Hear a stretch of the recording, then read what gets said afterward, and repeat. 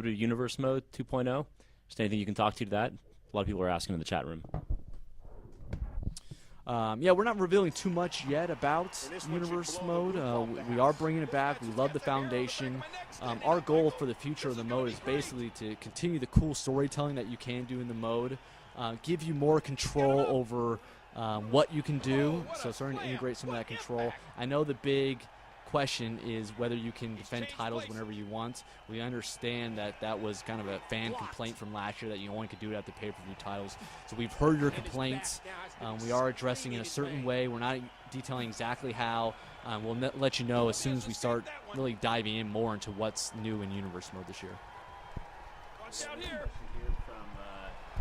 J Phoenix 7 asks, WWE games, did the reversal system improve? Last year it was too easy to reverse moves. All you had to do was keep clicking the trigger. I hope it's more difficult to reverse. Yeah, it's absolutely more difficult to reverse. So what we found, what was going on, is that we did allow you to spam the right trigger button there. So you could continue to just mash that and reverse the guy. So we've actually completely changed that this year. So there's no more being able to spam that. It's all timing based. And we've also fine-tuned a lot of the timing windows to make them more consistent, because we found others were too big of a window and some were too small. So we went ahead and fine-tuned all that. We basically retooled that whole reversal window system. So now I think fans are going to find it much, much more competitive. And I keep telling my AI designer that I want legendary difficulty to be off the charts this year, like extremely hard, so that the hardcore guy loses a decent amount of the time.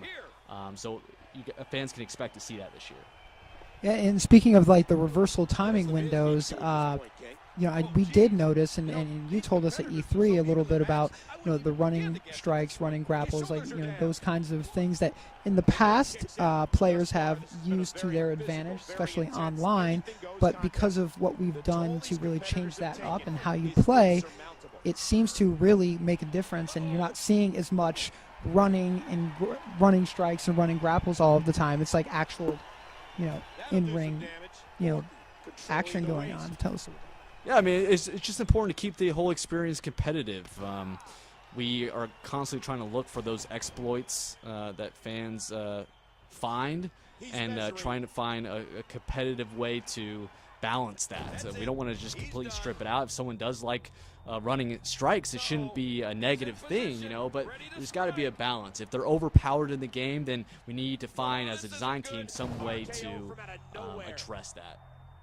Also, they just saw the RKO there. A lot of people have been asking me about the reach animation for the RKO and just signatures and finishers in general, that reach animation that plays, and we are addressing that. So don't worry about that. I saw a lot of fan feedback about that. We'll make sure we get rid of that reach animation so that it looks natural. What's up with the beard?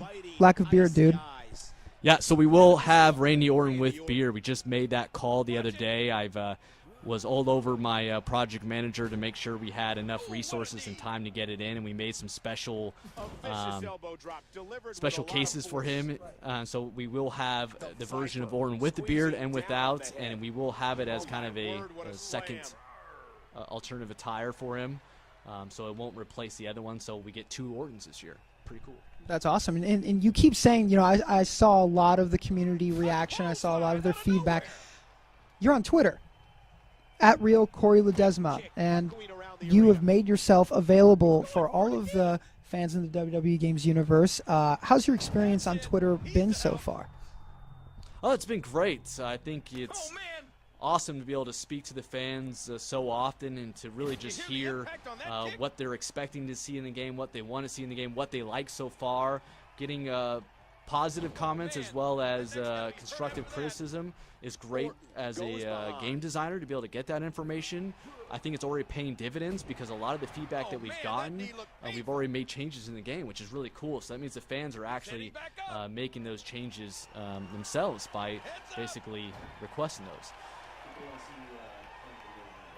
Oh, they want to see if that punt is with the left foot. That's what they want to see, and that's something else that we saw from the fans, and we will address it. Basically what was going on is that we were mirroring the move depending on the location of the opponent.